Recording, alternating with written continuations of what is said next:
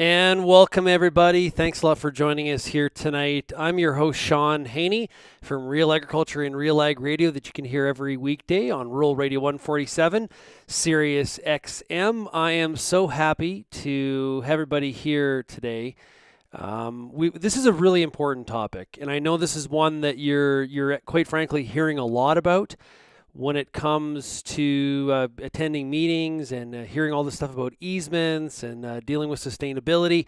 So we've got a lot of ground to cover here tonight. I'm really excited to be working with not only the Saskatchewan Stock Growers Foundation, but also the Saskatchewan Stock Growers Association that, quite frankly, I feel like I've done a lot of work with going back to the early days of Real Agriculture, emceeing the association's annual meeting. Where no matter where it was held in Saskatchewan, and really do appreciate that. Tonight we are live. Okay, so we're broadcasting on YouTube, Twitter, and Facebook. So the key part here is that you get a chance to participate. Put your question in the box, whether you're watching on YouTube, Twitter, Facebook, and we'll get to as many of those questions as we possibly can. And you should have questions because this is a topic where on conservation easements, specifically on the term easements, we're trying to learn together here and try to get as much information as possible. We've pulled together a great panel to discuss that with you here tonight. So I really appreciate you joining us no matter where you are in Saskatchewan. What we're going to do to start off here is I don't think we have video because we're having trouble with this camera, but I'm going to bring in Tom Harrison from the Saskatchewan Stock Growers Foundation. Let's pull him over here. Tom, can you hear me? Yep. Can you hear me? I can. So I apologize to everybody. We don't have a visual on Tom. We had a technical difficulty, but we got Tom's voice. That's all that matters. Tom, how you doing tonight? That's right. Yeah, I don't think anybody needs to see my face. Um, Good. yeah, thanks, Shaun, and welcome to everybody that's taking the time to listen in here tonight. And I sure appreciate you taking an evening out of your time and to do that. So this is allowing us to sort of introduce the Saskatchewan Stock Growers Foundation as a land trust who has a strong interest in native grasslands and the conservation of native grasslands, and also we are an agricultural based land trust, and that means that we're interested in the needs and wants of livestock producers, and as well as recognizing and understanding their contribution to the environment. So our plan is to promote term conservation easements on private lands, and as well we're going to offer various forms of conservation agreements on both crown lease and private lands, and with some funding from the Weston Family Foundation and ECCC. We're also looking at monitoring biodiversity and trying to understand the relationship between vegetation parameters and bird abundance and insect population. So we've got a bunch on the go, and hopefully tonight we can talk a little bit more about our interest in the conservation easements. So, Absolutely. Shaun, Tom, I got a couple questions for you. Before we get to that, though, I do want to mention that we are going to have a survey. We'd like everybody to fill out and include your email address. We're going to be giving away 5 Real Agriculture hats to randomly the people that do fill out the survey. We want your feedback on the information you received tonight. I'll have that link up throughout on and off throughout the program here tonight. Also, if you're a member of the SIA, this event qualifies for a 1 hour of CPD. I was supposed to mention that. Tom, from your perspective, the foundation was formed back in 2019. Why do you feel that you're uniquely positioned to really deliver on in this area? Well, I think like the Saskatchewan Stock Growers Association, which was the parent organization, has a long history of being interested in grazing interests of the producer. I mean, in fact, if you go back in time, 100 plus years, that was one of the main reasons that they were set up is to represent the grazing interests of the producers, and that involved mainly around the native grasslands. So that gives us a strong history and a strong tie.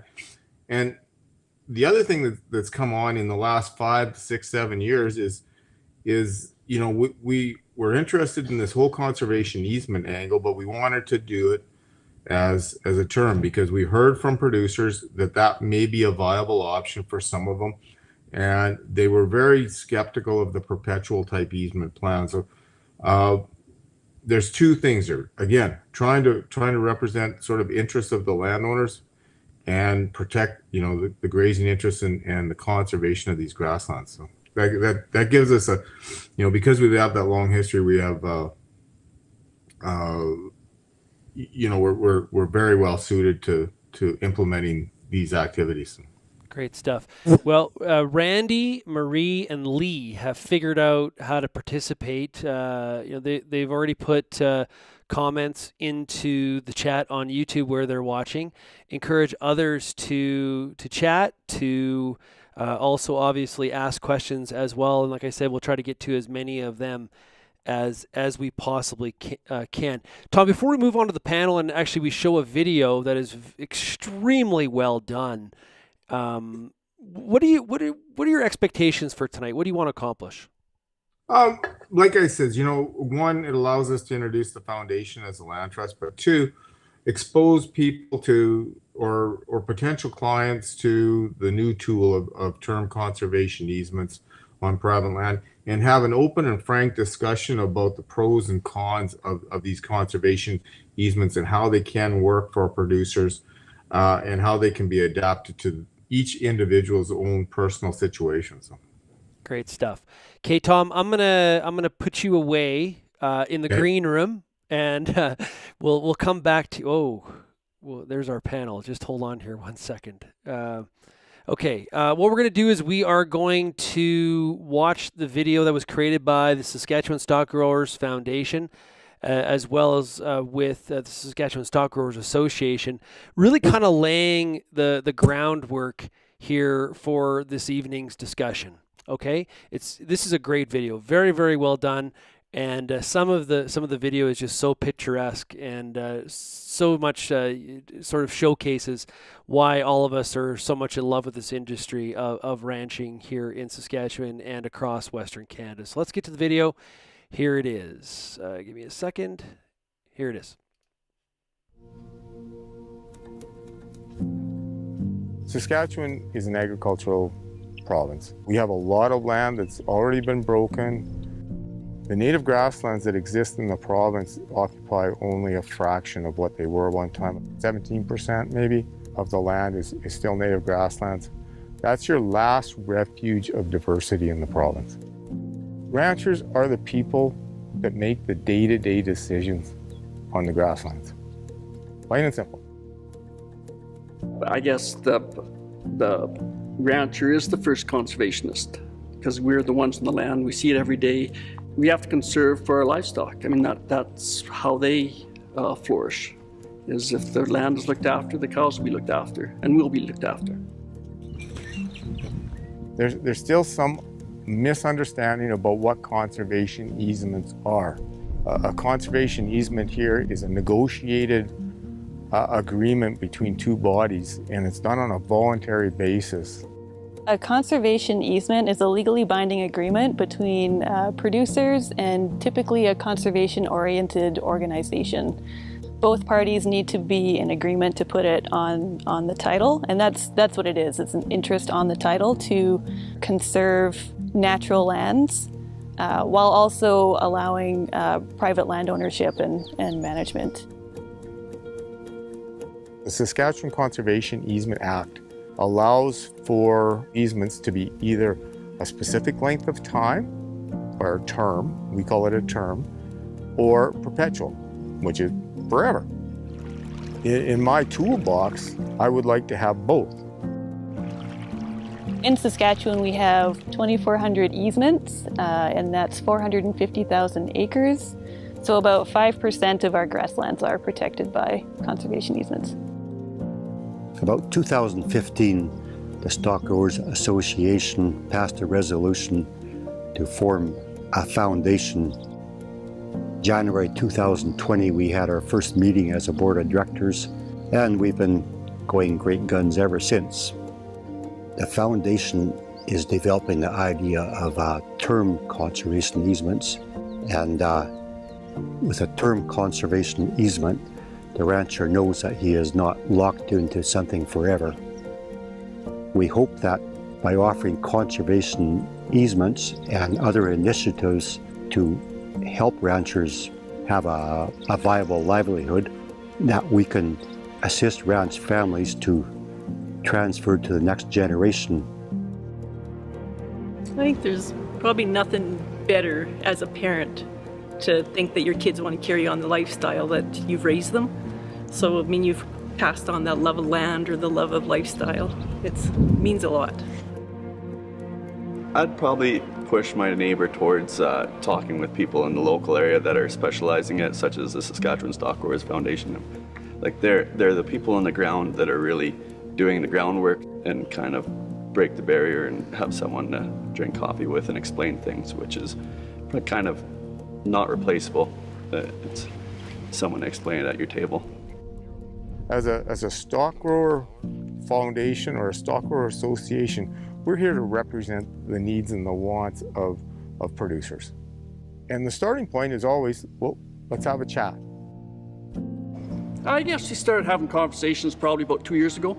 There's still some things that have to be worked out. They're going to determine what the land is worth, and then they'll have to figure out in the appraisal just what the length of your term and what value that would have. I think the word easement kind of right away, to me anyway, we're just in the process, so the word easement does cause a bit of hesitation, right? But then visiting with them more and in conversation, it seems like it's going to be more of a collaboration of the two groups, so that gives a little relief to me.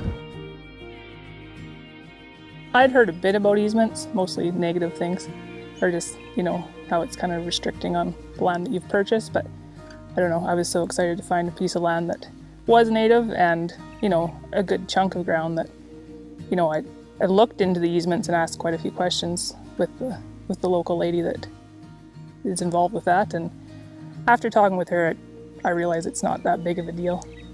It's kind of, easements are set up to protect, I guess, the grasslands that, I would like to see preserved, so it's not as big a deal as what I think most people think, especially if you're going to use it for ranching. There's a lot of benefits to it. If you have range conditions with a diverse set of habitats, you provide not only forage and for your beef herd, you're providing habitat for all sorts of wildlife. It can be very important, this prairie habitat. The elk come down onto our ranch a little bit, and we see moose, both whitetail and mule deer, antelope.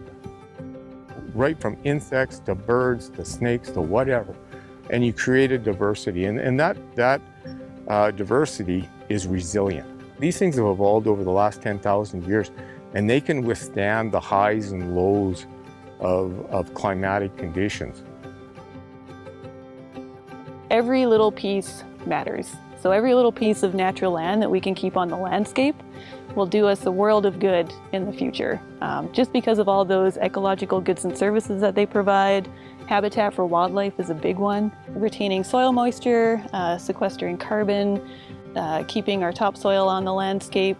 People usually feel a lot better when they're out in this type of landscape. So just having it around is really important, not just for us, but for our kids. You need to work together and be open and frank with each other, and you can have the discussions, and when problems arise, if you have that relationship, you can get through it. These partners that we've all worked with over the last few years, the goal is to work with the ranchers and make sure that something's in place that works for them. You can have the world's best program, but if you have zero uptake, you have zero conservation. I think ranchers, they're pretty proud of their land and how they manage it. So I think that's one of the benefits, is it formalizes that that pride a little bit. Because I have an easement on this land, it will remain the way it is for generations. We can live on the land and use the land and benefit from the land, but not change it. It can stay the same, and everybody can thrive from it.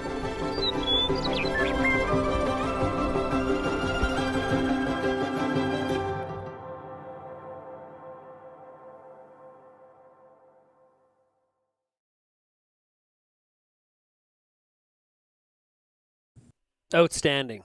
That is fantastic. Every time I watch that video, I catch something else from it. Really, really great job of putting that together to explain the concept of a term easement, why that this is such an important topic, and why possibly this is an opportunity for some of the people that are in our audience.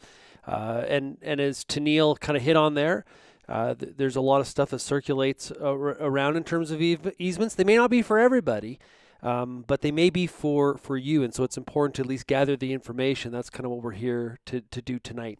So let's bring in our panel. Let's do that right now. I know they're ready. They are anxious to share all their stories here. So let's bring them all in. There we go. Okay, first up, Che Anderson. Hey, Che, how are you? Good, and yourself? I'm doing really good. So, Che, where do you ranch? I ranch in Fir Mountain. It's right along the U.S. border, kind of central Saskatchewan. Okay, cool. Anything else we should know about? Oh, that's cute. Anything else we should know about yourself in terms of your ranch, and you're farming with your parent, or you're ranching with your parents, correct? Yeah, I ranch with my parents, Lloyd and Nyla Anderson, and we're a generational ranch, and we run a fairly large land base in the southern part of the province. Nice. And like many ranchers in Saskatchewan, hoping for some moisture here sooner than later. Also joining us is Tennille Hammond. Tennille, how are you doing? I'm good. How are you? Good. So tell us a little bit about yourself. I run a community pasture, Clayton, Saskatchewan, and then I run a few cows south of the Divide. Okay. And we're going to get to it here in a second, but you purchased some ranch land that had an easement on it, correct? Correct, yeah. Yeah, okay. We're going to find out more about that for sure here on the show. Also with us is Bob McLean. Bob, how are you? I'm fine, thanks, Shaun. Yeah. Good. I'm doing really good. So, Bob, you've had a very illustrious career at ECCC. Talk about some of the stuff that you've done quickly, and introduce yourself. Yeah, thanks. Yeah, I guess I am the odd person out here. Worked almost 41 years with the Canadian Wildlife Service. Did a number of things. Won't bore you with the details, but worked on the migratory bird and species at risk programs.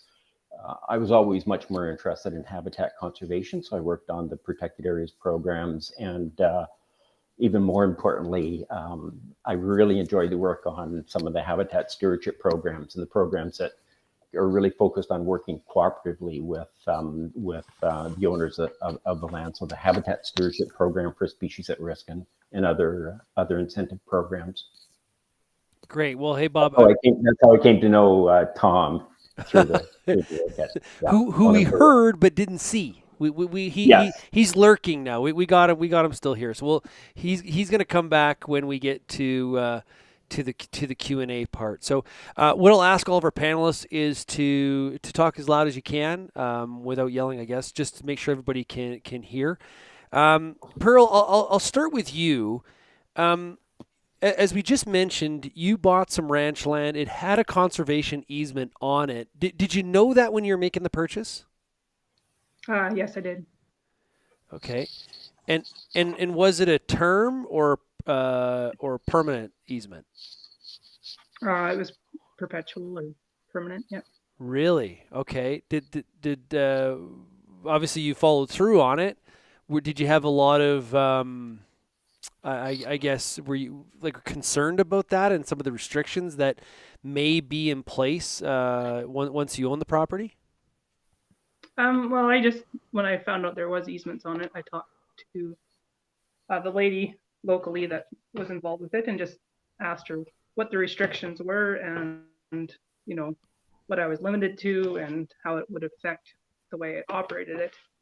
And I don't know, it wasn't that scary, as I said in the video, and I guess we just went ahead with it. I mean, ultimately, I never wanted to break up the native anyway, so the easements that were on it worked for what we wanted to do. So good stuff. Did it impact the purchase price at all? You don't tell me what you paid for it, but did it impact the price in the negotiations at all? I think it did a little bit. Yeah. Okay, cool. Okay, so Che, correct me if I'm wrong, but my understanding is you're considering an easement on some of your ranch land. Is that correct? That's right. Yeah. Yeah. Okay, so what interests you about this? Why is this intriguing to you and your family? I guess the intriguing part is we're pretty passionate about protecting the native land, so it seems almost the right direction to go. Just the fact of almost being, like you mentioned before, or in the video, it's mentioned of the accreditation to doing it right. It's just getting to show our land and making sure we're feeling we're doing the right thing and doing our part and making sure nothing happens to it. Che, do you have a farm operation as well, or are you straight ranching? We farm enough just to feed our cows, basically. So we do have farmable acres and hayland on top of our native grass. So it's we try to feed enough or grow enough so we can feed and keep ourselves fairly operational on our own. I don't know, Che. Canola is like $25 a bushel. Having an easement on there, it is a little enticing. How do you balance that? Well, it's pretty easy in some areas because the land value of that land you can grow that canola on is usually closer to $250,000 to $300,000 a quarter versus what this easement's on. Not quite that. That's for darn sure. Yeah. Che, from your perspective, would you prefer a perpetual easement or a term easement if you had your way? If we had our way, it would definitely be a term, just mainly for the fact that you can reevaluate after so many years, just to make sure that it's still working with your program. You'd hate for something, just for us talking, we'd hate to sign into something and then find out another program comes along or it hurting us or for some reason not fitting into the next generation. Yeah. Good stuff. Okay, Bob, let's get you involved in this conversation here. And great job by the audience. People are putting in comments. People are putting in questions. We are going to get to it. Keep it coming. So, Bob, from your perspective, what is the value of conservation easements to society as a whole? I think there are several. As was mentioned in the video, conservation easements are, they relate to privately held land. And so they definitely are a key tool to advance conservation in the southern landscapes of Canada, where we have so much privately owned land. When I think about the alternatives and having worked on federal protected areas, establishing federal or provincial protected areas or even municipal protected areas in those southern landscapes, very hard from a number of perspectives. It's a very long process. It's very expensive. I'm in Ontario, so the price of land in Ontario it just makes it impossible to actually acquire land and protect it. So it's a key tool to advance conservation. I think because the land continues to be owned by the landowner, and the landowner, conservation easements are a voluntary tool, so it's a willing landowner that puts the easement on the land. The landowner knows how to manage the land, and because they've put the easement on willingly, the landowner is going to make every effort to manage the land to achieve those conservation outcomes. But another point I would really, really, really want to emphasize, it's not just about the conservation outcome.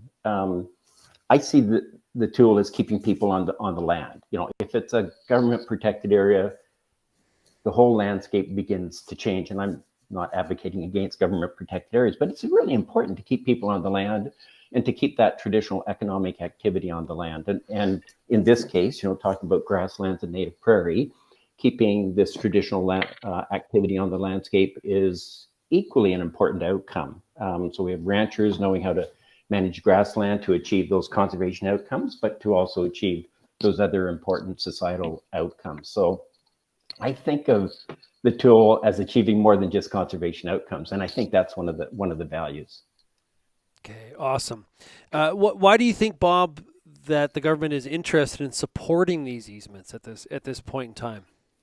Well, after nearly 41 years in government, you know, the public pushes hard for some of those conservation outcomes. So certainly with the Species at Risk Act coming along in what is it, must be about 20 years ago now.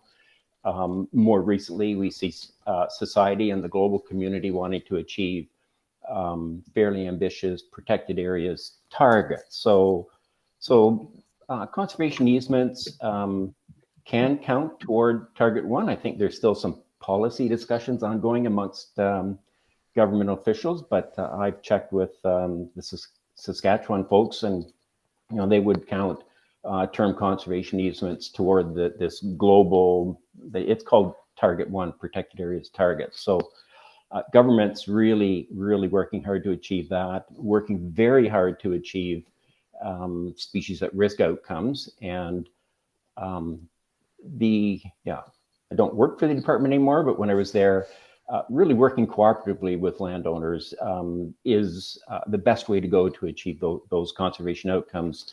And I guess lastly, we're beginning to see linkages now to climate, nature-based climate solutions, it's called. And I do see a question from Sue about, you know, connections to the Canadian Grasslands Carbon Program and the value of keeping grasslands as grasslands. I don't pretend to be an expert on the avoided grasslands conversion protocol. Others on the call might know more about that than I, but there is work ongoing around avoided grassland conversion. And those markets, whether they're voluntary or regulatory, would require the soil carbon to be kept for many years, probably even longer than the term that is being talked about tonight, for example, whatever that term might be. So there are some connections, but I think there's a lot of work being done to advance, the policy and program issues around that. I don't want to say anything more. There are other people much more knowledgeable on that protocol than I was just making the connection to climate and climate outcomes. Yeah, great stuff. Okay, I got a couple comments here one from Kelsey. Put this down here. Make it a little bit bigger so everybody can see it or read it. Easements in perpetuity are extremely short-sighted. Term easements agreements are a benefit to all involved, especially those who rely on that grass management to make a living. So Kelsey, a much bigger fan of the term easements than the permanent ones. Diego says, great program, great initiative. Congratulations. Thanks for tuning in, Diego. There's one there from Randy, a question for Bob. How would the Species at Risk Act apply to easement land? So I don't want to let this one go by. I know Randy, count him as a good friend. And I think Randy, the department's still working on the connection. So what Randy is raising here is the Species at Risk Act requires critical habitat to be protected.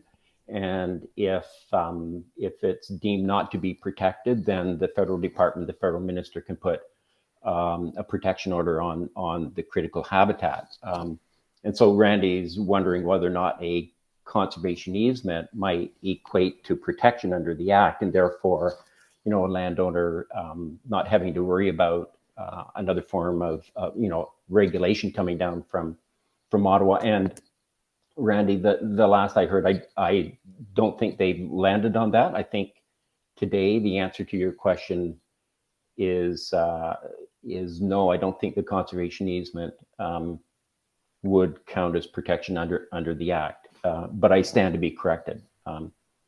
Personally, I would really like to see it be so. I think conservation would move forward in leaps and bounds if that kind of policy decision were made. Okay, Tennille, now I want to go back to the purchase of this this ranch land with the easement on it. And question, I know Tom and I were chatting about different scenarios for different ranchers, and one of the questions that I had is, so you bought a piece of ground that already had an easement on it. You didn't get the financial benefit of that easement. The prior owner did. How do you reconcile with that? How do you feel about that? Do you see that as a disadvantage, or just that's the way it is? How do you feel about it? I don't know. Just is the way it is, I guess. Yeah. Do you know what they what kind of money they would have got for that easement?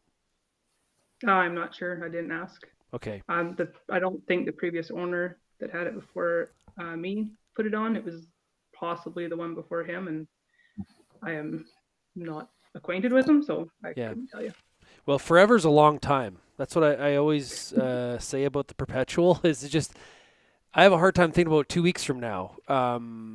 It just 100 years seems unfathomable, and forever seems, of course, even more so. From your perspective, Tennille, are there any benefits to having the easement on that ground? Well, it protects the grasslands, the native grasslands that are obviously slowly dwindling. So to me, that's the best benefit of it. I mean, it's not, if I happen to have to sell it or move off it, then I know for sure that the landscape's not going to change and the grass is going to change and the things that live off it aren't going to change. So I guess there's, I don't know, reassurance there that native grass will stay that way. It's going to stay the way that it is. From an operation of the ranch, has it restricted you at all in any sort of way? Because that's what you hear a lot is, like, what can I not do on land that I own? So has it restricted you in any way? Not yet. I mean, it's only been purchased for a year and a half, so I mean, it's just I don't have enough time into it to tell you whether or not it's affected me any. Yeah. Okay. Cool. Che, how would you value a conservation easement? Have you thought about, because obviously there's the aspect of this of making sure it stays in grassland. It doesn't get tilled up. You're trying to there's that side of it, but there's also the financial side of it. So what do you see from a value perspective? That's a tough one because I think that's what there's a lot of time spent on these, trying to figure out how do you value these term easements. I would say it has to be valued more than just strictly it can't be a fraction of the land value or a fair market value in the fact you're preserving something, and if it's too small, I don't think the uptake will happen. The same people will sign the same easements than if we weren't giving any financial benefit, and it's based on it'll be based on sentiment. It won't be a financial decision, especially when you look at the fact of if your land value does go down, well, it may not plan to sell it, but if you're at my age or someone's trying to expand or something, that doesn't really help you a whole lot when you're trying to buy some stuff and your land value is already down on you. So the value of it would have to be, I don't really know how to put any kind of number on it, but it would have to take into the fact of the science you're preserving and not just the fact of the fair market value. You said you were interested in a term easement, Shay. One of the questions we have in here is about, what is the length? From your perspective, what's a good length? 20, 30 years, or do you have different ideas? I kind of think 20 is a good number, or 20 or 25. But 25 would probably be a happy medium. I think you get too short, then you get to the point of, like I mentioned, your payment on that's going to be so monetary, and it won't be that much. What would be great is if there was a high enough payment where somebody was getting into ranching and had the choice to use it for farming or ranching, the payment helped pay for that land and as a down payment, and then they could continue helping them that way. Versus if you buy the land, you're going to have a massive capital cost right off the start, and it's sure tough with margins to choose ranching. Good, well put. I appreciate that input, Shay. Tennille, would you, if you were going to put a easement on your other land that you have, would you go the term route or perpetual? I guess it would have to depend what the terms were with the short one versus perpetual. Yeah. I'd have to look into it. I can't just say. Yeah, the value would play a role in that. For sure. Yeah. And what I wanted to use the ground for. Makes sense. Bob, can you discuss the type of policy or standards and practices that a land trust should have in place that would be necessary to build trust from potential grantors from their perspective? Yes, I can. I wanted to go back a couple of questions you had asked Tennille about restrictions, and I just wanted to say from the foundation's perspective, and Tom might want to add to this, but the foundation is really focused on the least amount of restrictions to achieve the outcome of kind of like protecting the grasslands and kind of a basic no break, no drain, no development, not making the term conservation too onerous on producers. And then if something needs to be done on the ranch, then stacking conservation agreements on top of the easement to deal with any particular conservation outcomes that the landowner and the foundation might have. So just wanted to let folks know that the foundation's approach is to make this as workable as possible for landowners. And of course, a conservation easement is negotiated. It's voluntary and it's not forced on anyone. So back to your question about how do what standards or practices should a land trust have to build confidence in grantors? And a lot of what's happening, of course, is coming from other funders, particularly government. The federal government's been particularly active, but private foundations and so on are also contributing funding, such as the Weston Family Foundation with the Saskatchewan Stock Growers Foundation.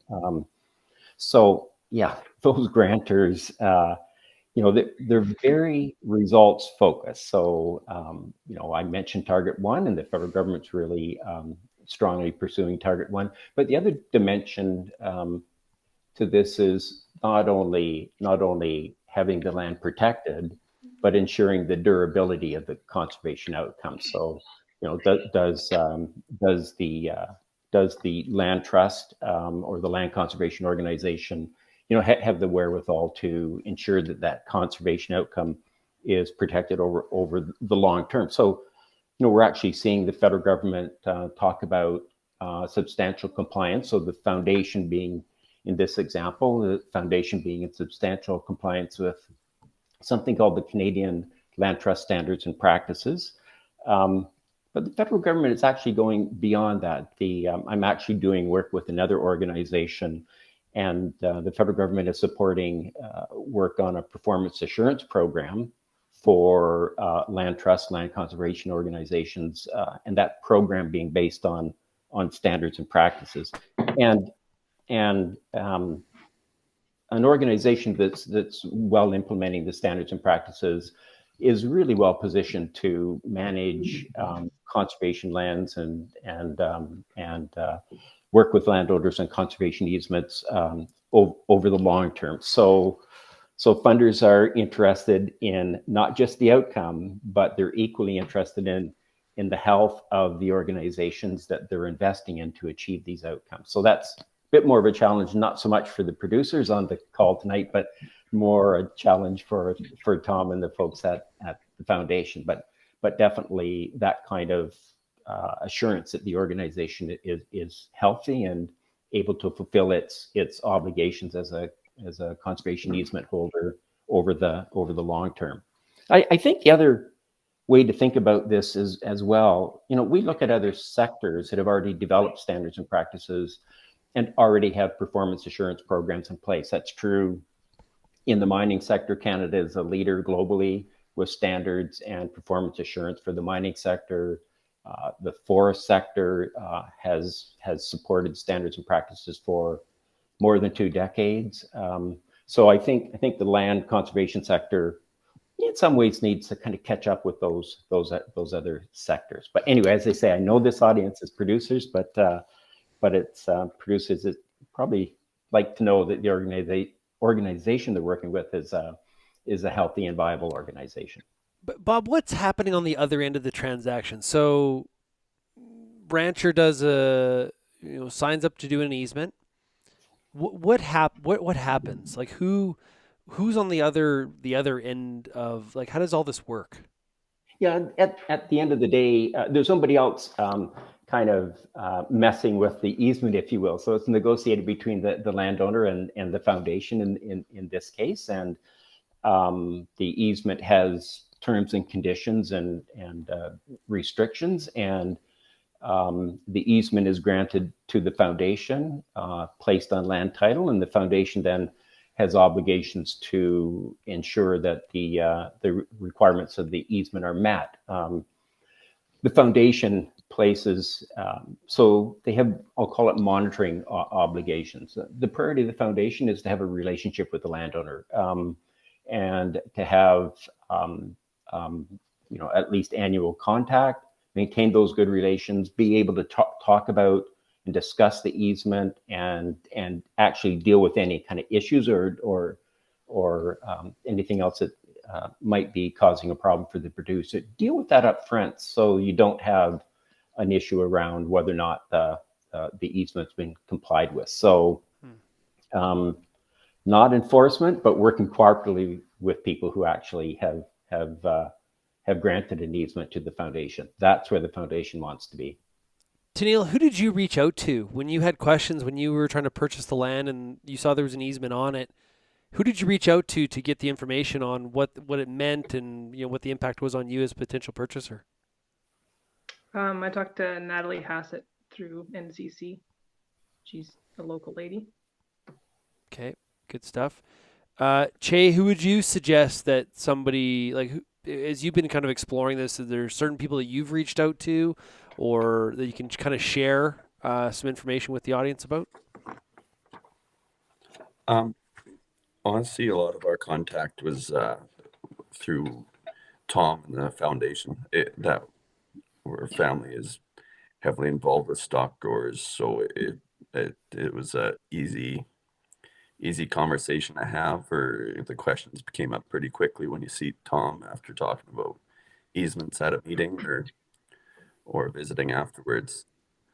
If I could take a step back, Go for Bob made a good point earlier in the meeting or the panel, and I forgot to give him props on it, of the glorious thing of these easements, though, if people go that route, is it keeps people ranching on it. And so not only is it preserving that land, but I mean, these rural communities aren't as big as they used to be either. So if someone's making money there, they're going to the grocery store and spending it.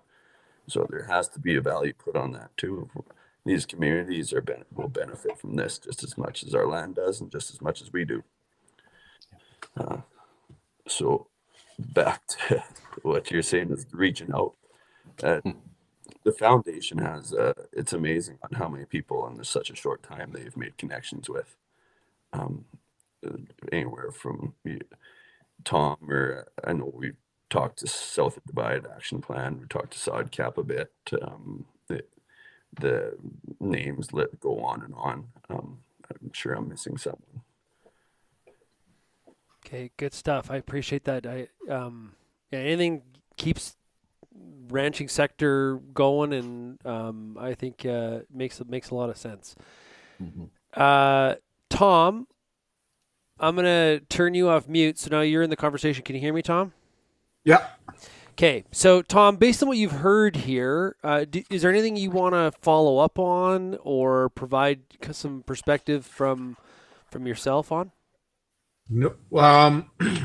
Well, couple things. I sure appreciate the comments from everybody, from Pearl and from Shay and from Bob. They've given some really good examples of what's going on. I've had a few texts come in.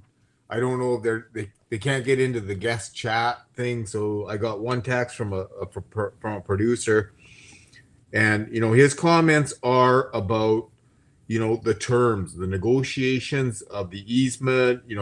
As long as you know what is in those agreements, and as long as you're aware of those, then things should be going good. His question though is around the length of the term, and wondering why perpetual easements would be so scary. Especially, and his comment is, if SSSGA is proud of 100 years of grass conservation, why would perpetual easements be so scary? And I think he's coming back to the fact that I said, we're really interested in preserving this long time. So it's a good comment, I think.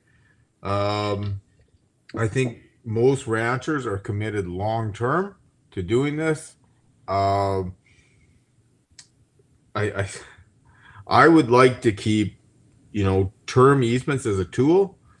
My personal opinion is I would like to have perpetual as a tool as well, in case you have producers who maybe don't want to deal with the other land trusts and they want to deal with us, and there's a trust issue there.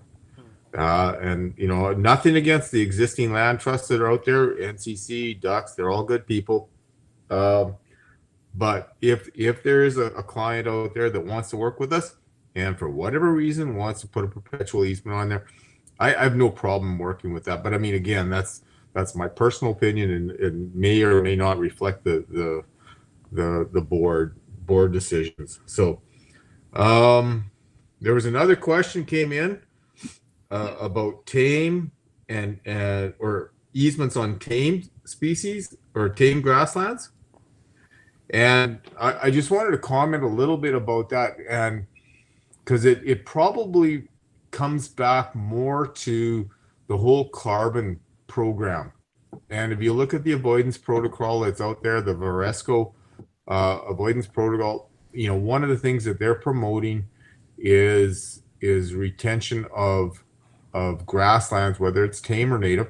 And in fact, the better soils, the better soil quality, soil classes 1 through 4 that have been in permanent cover for more than 10 years are more likely to store more carbon than, say, some of the poorer soils that exist out in the area. So some of our tame grasses may be eligible for easements. Now, what's the worth of that? Those are those are good questions that we need to work out.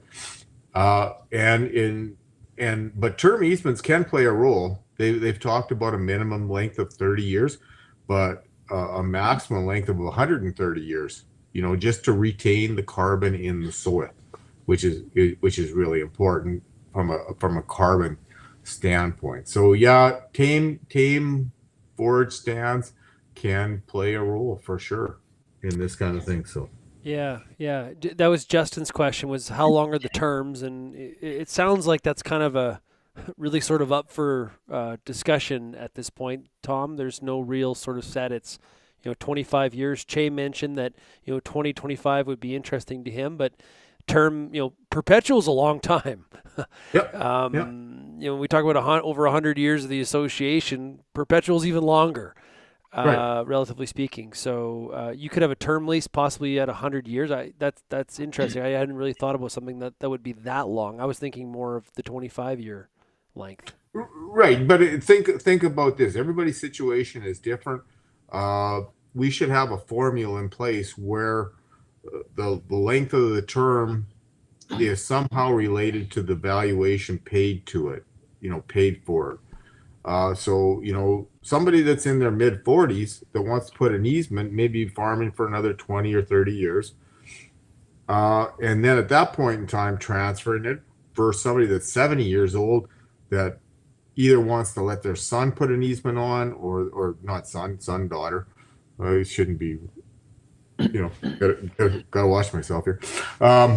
But think about where you are in your career, and then we should be able to be flexible enough to allow, what kind of offer we can make to an individual producer. So that's kind of what I'm saying. Yep. No, that sounds good. Question here from Justin, another one. Can you put an easement on a piece of land that was once farmed but is now back to grass? Does it have to be native grass? Tom or Bob? Yes, you can. Yeah. It's going to come down to what it's worth.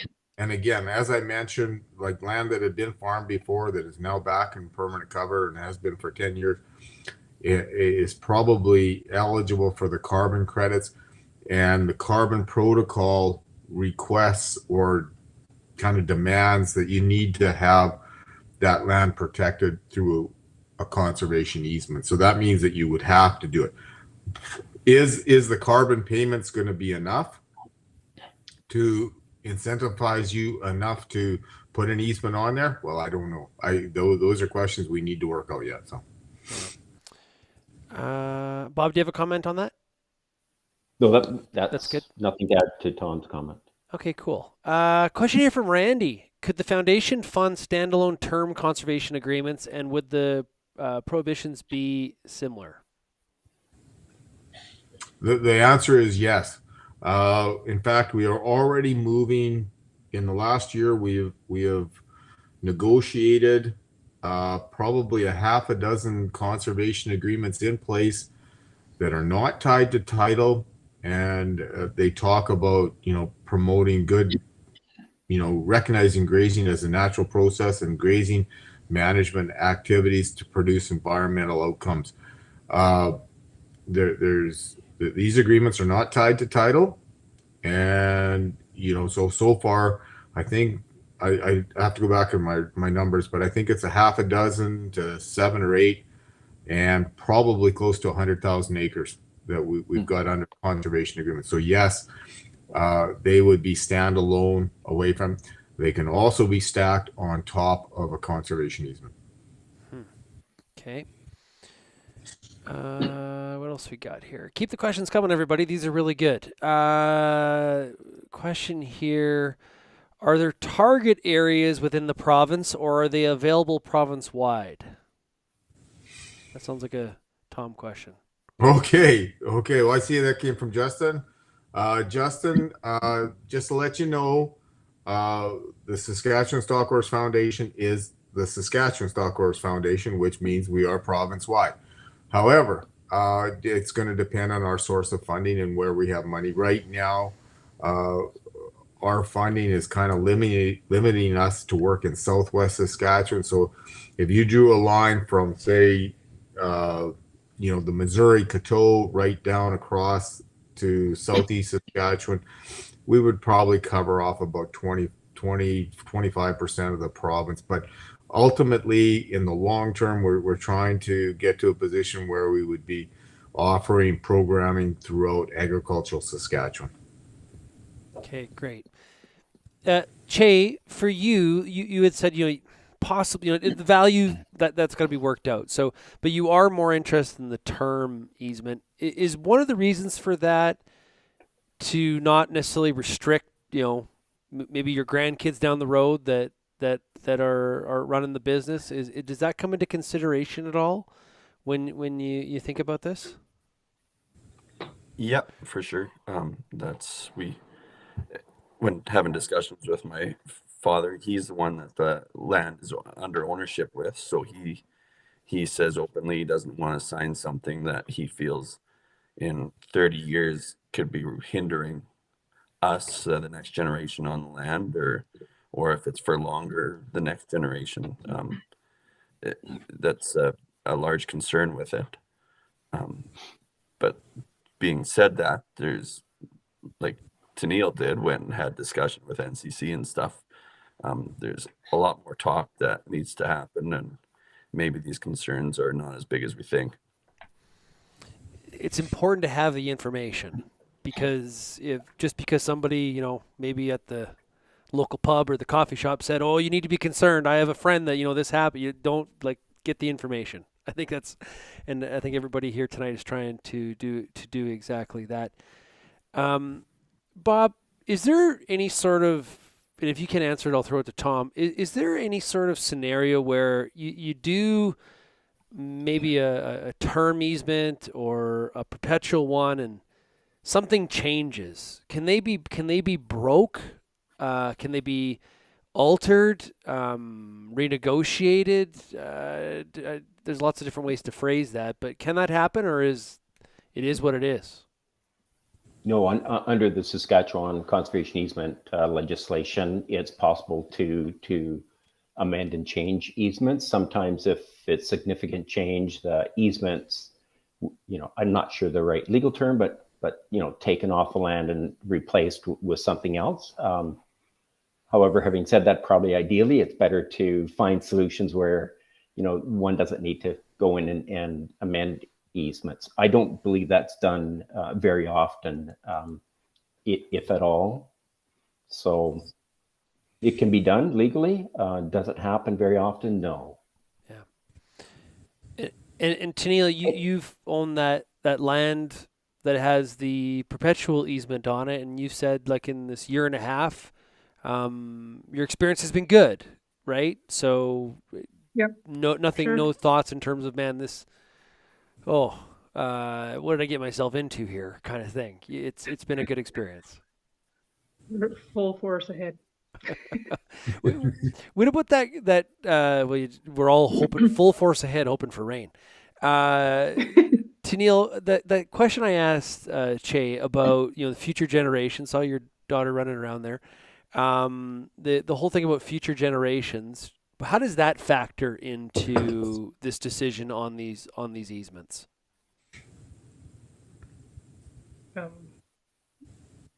Well, I guess I'd hoped she'd carry on for me, but I guess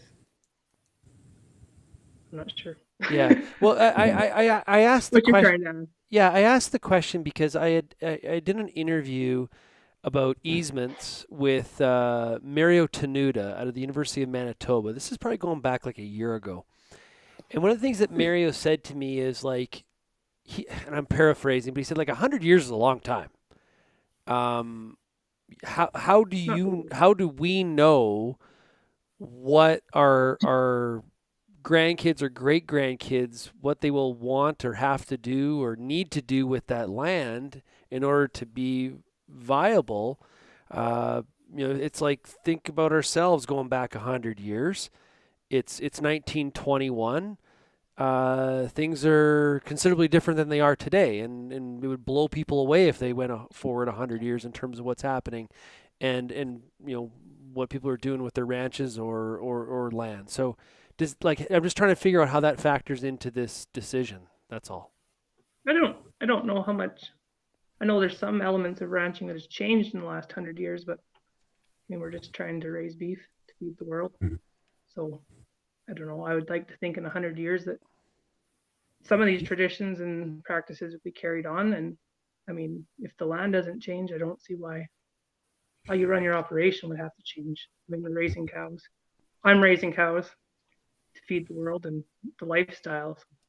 I mean, in 1921, besides maybe bootlegging some whiskey across the line. I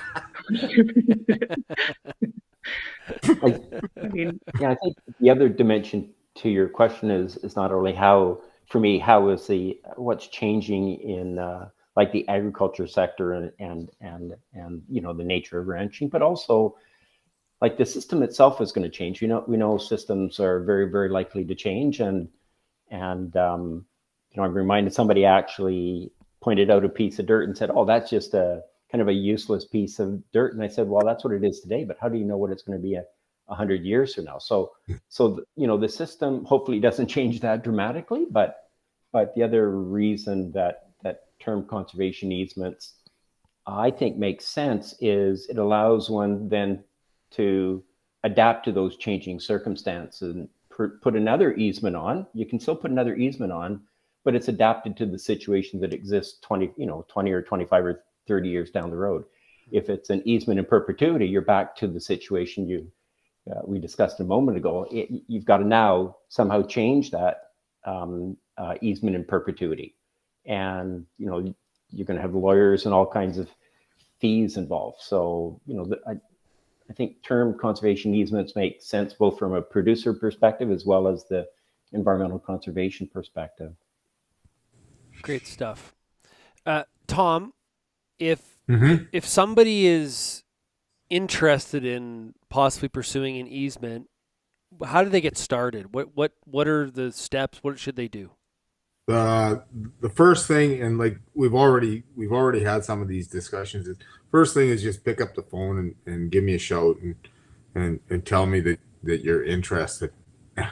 we are still developing a conservation easement policy and strategy. It's close to being complete, but we need to work on a few things, including what's the relationship between the length of the conservation easement and how much we pay for the producer. And Bob is working on that. And we have an economic think tank sort of working on that, a group called Green Analytics.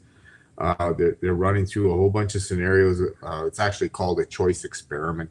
So we're working through those details right now. But if somebody's interested, this is a long process to go through. If you talk to the folks at say SALT, Southern Alberta Land Trust, or Legacy, or NCC, or whoever, these other land trusts, they'll tell you that it takes about a year from the time that you think about it to the time that you actually sign an agreement. Is a long process, and you shouldn't take it lightly. You should be aware that there's a bunch of things that you have to consider, whether it's financial or tax or, other generations or whatever. You have to sit back and think about these things and not be forced into making a decision that may or may not be good for you. So I think that's something that you do. But again, start by contacting us. The first thing I can do is I can tell you, the land that you have, if it's privately owned, has it got conservation value? And that's simple enough to do. We can run a whole bunch of GIS analysis and tell you whether it's got critical habitat, it's got native grasslands, it's got good connectivity, whatever values of conservation that are there, and we can tell you that. And it would right off the bat, I can look at it and I can say, yeah, this is something we might be interested in. So that's where we start. Does that answer your question, Shaun? It does. Yeah, absolutely. I think no. I think it's a good. Honestly, it's a great comment. Don't rush. Yeah. Think about this. Take your time. Talk to people, the resources. Get some independent advice. Work through. I would think talk to other people that have been maybe did one, didn't do one. Obviously there's lots of people here that are connected to the association. Work that room. Like I think get as much information as you can, and there's opinions and then there's facts.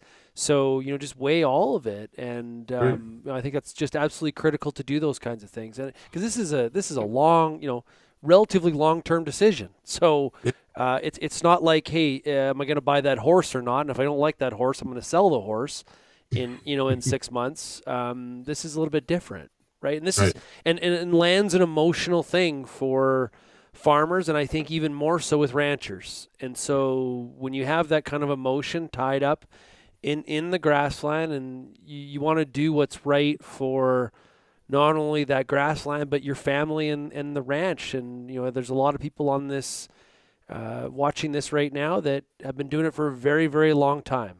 And so you just take your time and work through it. But Bob, is that fair? Is that a good way to summarize? Yep, for sure.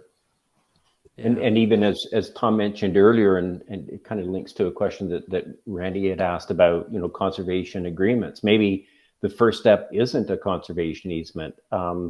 Start with a conservation agreement. So it's not, as Tom said earlier, that's not tied to title. Develop that relationship. The landowner knows what to expect. And, this story, I've heard that from a number of organizations. You start with like a shorter term conservation agreement to do something with habitat, and 15 or 20 years down the road, there's a landowner that's putting an easement on their land because they developed the relationship and they have that rapport with conservation organizations. So as Tom said, the foundation's equally interested, as interested in conservation agreements, where that's the more appropriate tool. Great stuff. Want to encourage everybody to go to the URL to answer the survey. We're going to be giving away a number of Real Agriculture hats. They're pretty nifty, if I don't say so myself. And if you did do a pre-register for the webinar, you'll get an email tomorrow with that survey link. This video, if you want to watch it again, it will be posted on our website, realagriculture.com. as well as on our YouTube channel. I encourage you, if there's somebody that didn't see this that you think really needs to take it in and get the information, please share it with them. And you can go back and watch it yourself. So, Tennille, thanks a lot for joining us here tonight and sharing your experience. Thanks for having me. And Shay, thank you so much, man. Really appreciate it. Oh, I got you on mute. Thanks a lot for having me. Okay, cool. Yeah. Thanks. And hey, Bob, great insight. Really appreciate it. Yeah, really appreciate the opportunity. Yeah, great stuff. And Tom, we got through the technical difficulties. Appreciate we didn't get to see you, but we heard you. Thanks a lot. That's great. I'm glad I didn't get to be looked upon. I want to just take this opportunity to thank everybody for taking the time out of their evening to sit and listen to this. And again, if you have any questions or you want to follow up with me personally later on, you've got my phone number, you got my email address. Feel free to reach out anytime. Yes, absolutely. On behalf of everybody at Real Agriculture, I want to thank everybody for tuning in tonight and getting the information.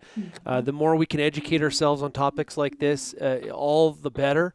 Whether you do it or you don't, I think it's really, really critical that you get the information that you need, and that's always kind of what Real Agriculture's been all about. So I appreciate Saskatchewan Stock Growers wanting to do this with us very, very much. So really very, very much appreciated. Need to give a shout out, of course, go to realagriculture.com and also check out the Real Ag Radio Show on SiriusXM, and it's also podcasted as well. Thanks everybody for getting real and getting connected with us tonight on Real Agriculture and with the Saskatchewan Stock Growers Foundation and Association. And we'll check you next time. Cheers, everybody.